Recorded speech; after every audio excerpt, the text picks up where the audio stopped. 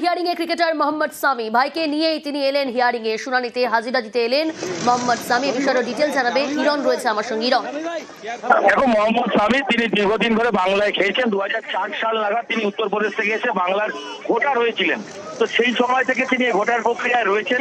ঘটনা হচ্ছে 2002-এর in details যেগুলো দেওয়ার কথা সেগুলো স্বামীর পক্ষে এসআইআর ফর্মে দেওয়া হয়নি। সেই কারণে স্বামী এবং তার ভাই মোহাম্মদ কাইফ দুজনকেই কার্তুনগরের যে school high school Swarnamoyee high school সেখানে ডেকে পাঠানো হয়েছে। কারণ স্বামীর এখনো কলকাতার অ্যাড্রেস কার্তুনগরে, তো সেই কারণে তাকে ডেকে পাঠানো হয়েছিল। হিয়ারিং প্রক্রিয়া ইতিমধ্যেই সম্পূর্ণ হয়েছে।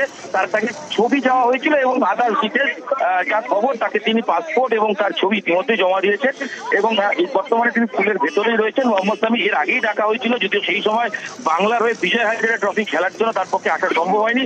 তখনই তিনি জানিয়েছিলেন যে কয়েকদিন পরে তিনি আসবেন, কলকাতায় এসছেন।